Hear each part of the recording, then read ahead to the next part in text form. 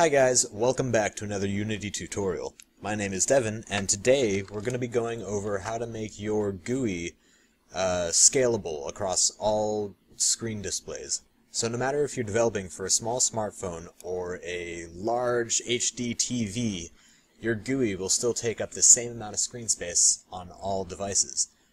No matter how many pixels are in the screen, no matter what the aspect ratio is, we're going to make the GUI fit on your screen. Now, there are a few ways to do this. I'm only going to focus on one, the way that I like to do it, but there are, many ways to do it. There are also plenty of GUI plugins, such as NGUI, a very popular Unity plugin. In this video, we're going to be just using the default Unity GUI, which, some point in the future they're going to update to be more like NGUI, but right now we don't have that, and people need to know how to make their GUI scalable now. So that's what we're going to do. Alright, so in my scene I've got three GUI elements. I've got this button right here, this long thing, and a square. That is my logo. Right now the GUI looks good, right? Yeah. Everything fits, it looks great. And right now I'm at 16:9, but there are many different aspect ratios that are used among monitors and mobile devices and such. The most common one for computers nowadays is 16:9, and all of these right here, 4:3, 16:10, 16:9, 5:3, 3:2, those are all possible mobile device screen aspect ratios, so you got kind of a wide variety. So my GUI works good on 16:9, but what if we were to use something like 5:3? Well, you may have noticed that there's a little bit of a gap, like increased gap in between these buttons, even more so if we do 3:2, but that's not a huge deal, right? Well, what if our screen was a little bit smaller, or a little bit bigger? You're gonna get some nasty gaps and some weird offsetting if you use pixel insets, and I'll explain what those are in a second. Actually, I'll explain that right now. Alright, so if you notice, all of my GUI textures have 0 scale in the X and Y. Just ignore the Z value for now. It doesn't matter right now because it's a 2D image. Actually, Z does matter for position to determine what stacks on top of the other thing. So if I look at my square, actually, if I look at my long thing right here, now I'm going to look at my button. Alright, so my button has 0 scale, which you may think, oh, well, it should not even be visible because it has 0 scale. Well, yeah, except for, in our GUI texture component, we have this pixel inset value. And in here we can increase the X and Y. This is for position along the screen, and width and height.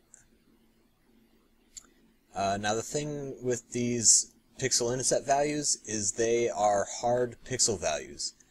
So right now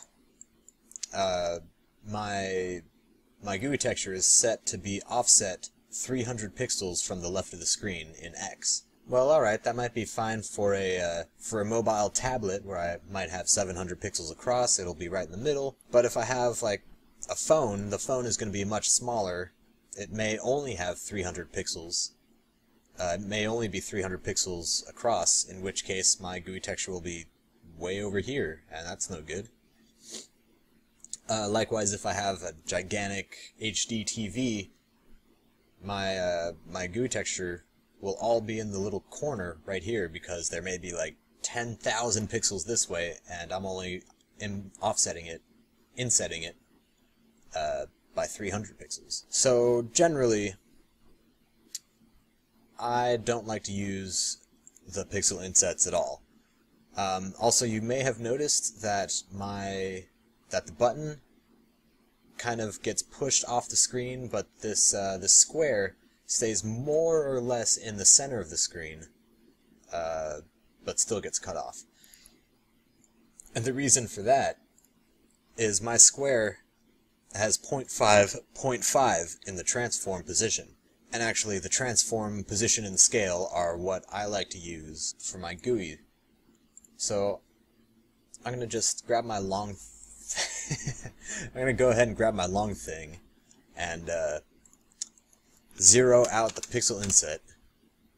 And I'm going to go ahead and hit 1 in X and let's say 0.1 in, or let's say 0.3 in Y. And then I'm going to go ahead and move the X and Y position. So all I'm doing is I'm moving the X and Y position and changing the X and Y scale on the transform component, not in the GUI texture. I'm just going to go ahead and ignore the GUI texture component completely for the rest of the tutorial. And I'll go ahead and explain what I'm doing here after I line it all up. Alright, so if I have a smaller screen or a larger screen, this GUI texture will always take 100% of the X pixels in the screen and 0.3 or 30% of the Y height of the screen. And this is the way that I like to work. The only problem you may notice is if you have a different, like a radically different aspect ratio, you're going to get a little bit of stretching. Like here you can see that's a little taller, and that'll be a problem with things like our square, or if you need something to be a perfect circle. But we're going to do a little bit of coding really real soon to fix that. But for now, let me just explain what I just did. So this long thing, we're using 0 for all of the pixel insets, and we're only using these transform values. What the transform values are is they're a value between 0 and 1.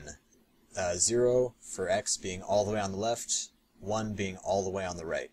So it's a normalized value, a value between 0 and 1. So 0.3 is 30% of the Y height of the screen, 0.2 is 20%, 0.1 is 10%, oops,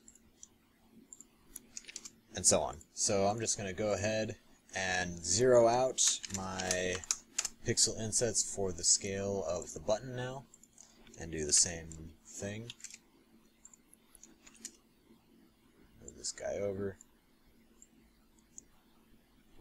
Yeah, so pretty straightforward. Hopefully it makes sense.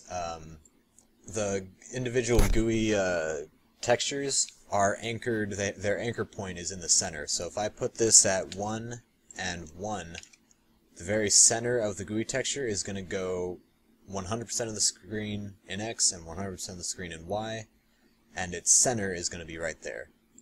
Let's say you wanted the anchor to be on the left side of the screen. One way you can do that is create an empty game object. I'm just going to go ahead and duplicate this this object. I'm going to set its scale to 1 and 1. Actually, that's a bad idea. I'm going to set its scale to 0.05, 0.05, and then just try and get that kind of... Oh, right. So also, if you want to move something in front of another thing, just make sure that it has a higher Z value for position, so it'll show up on top. Let's go ahead and say that's the center. I'm going to go ahead and hide that. Yeah, so this will be our button anchor, and I'm just going to parent the... Well, actually, hang on. I'm going to set the scale back to 1 and 1, just to keep things uniform, 1, 1, 1. It doesn't matter because you're not actually going to see this, but we're going to parent our button to this button anchor that we just created. And now, if we wanted to scale our button and have it scale from right to left, then we would grab the button anchor, the parent object that we just made, and scale that down slightly, and it will scale from the left. Yeah, so that's how you would make another anchor point. So you could use this for, you know, health bars or an energy bar or experience bar, anything that you need to drink or grow from a specific anchor point. Alright, so now let's get into our square. Alright, so if I zero all those out like we did for the others, and let's say 0.3, 0.3, well, it's not going to be a perfect square because our aspect ratio is not going to be a perfect square. So we could kind of guess and say, alright, that looks like a square. But then again, if you change to a different aspect ratio, it's going to get stretched again, and then it won't look like a square. So the way that we're going to fix this is we're going to have to do a little bit of coding magic. Now I already have a script written. I'm just going to go ahead and throw it onto my GUI texture. And you can see right now I have a vector 2, and that is scale on ratio 1. What that means is, what do you want the scale to be if the aspect ratio were 1, meaning if it was 3 by 3 or anything where it's a total square screen. So we decided that 0.3 looked good, right? So let's say we want it to be 0.3, and now if I play the game, it will automatically shrink to be a perfect square. And you know, if my screen size is smaller or bigger, it will still be that perfect square and it won't get cropped out. Let's see if we change our aspect ratio. It resizes itself to be a perfect square again. So yeah, you can either write scripts like this or use a combination of pixel insets and transform positions and scales to try and get the look that you want. Or you can do what I do and just zero out the pixel insets, don't even use them, and only work with the normalized screen space values for transform. Alright, so let's go ahead and take a look at how this script works. Alright, so in the script I have a little header up here that tells you how to use the script and all the possible aspect ratios for mobile. So here you can see we have our scale on ratio 1, which is a new vector 1 or vector 2, and that's the public variable that we input our desired size in. And then at the beginning I just cache our transform so I don't have to look it up again, and a private float value, which is width to height ratio, or width height ratio. It's going to divide the screen.width by the screen.height. So in this case 5 by 3, it's going to divide 5 by 3. Well, not exactly 5 and 3 because there's more than 5 pixels in our screen. But you know what I mean. That's the aspect ratio, so it finds the aspect ratio, and then we simply just scale our GUI texture. Scale our GUI texture's Y value by the width height ratio. And we don't touch the X value at all. Now the reason why we do this is we're getting our width to height ratio. So that's width over height. If our scale is 1, then we would need width over width, and that would be 1, or height over height to be 1. But since we have width on top, to cancel this out, we would do something like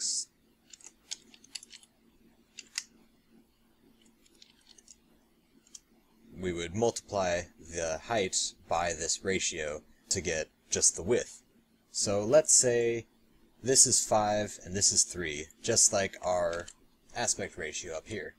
So if we take 5 and divide it by 3, and then multiply it by 3, we get 5, which would be our perfect square, or our aspect ratio of 1, which is what we're looking for up here.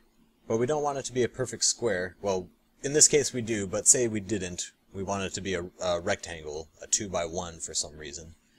Then we would input our different values in here, and then this value will replace this value and give us our perfect 1 by 2 GUI texture. So just to show you that we can do that, I'm going to go ahead and make this 6. So it'll be a 1 by 2 or 3 by 6. And if I change our aspect ratio, it will always be 2 times taller than it is wide. But that looks a little weird, so I'm gonna go ahead and set this back to 3. Also, you notice that it updated every time I changed this while the game was running. We don't really need to do that. That's kind of a waste, and you'll notice that I have this to do up here, which is delete the update part. So I'm just going to go ahead and do that. And the reason why we don't want to call this on update is because when our game starts, it's generally not going to change aspect ratios, so we don't need to change the aspect ratio every frame. We only need to do it on startup. Or, if you have an options menu in your game where the player can change their screen resolution, then you're going to want to call this function again on all of your GUI textures just to make sure that they are all set up the way that you want for that aspect ratio. Alright, well that's it. Thanks for watching this quick tutorial on how to make your GUI textures scalable across all screen aspect ratios and sizes. I hope it was helpful. Be sure to like and subscribe if it was. And don't forget, you could always download this code that we used in the tutorial, and all of my previous tutorials on my website, devination.com. Don't forget, you could also follow me on Twitter, Facebook.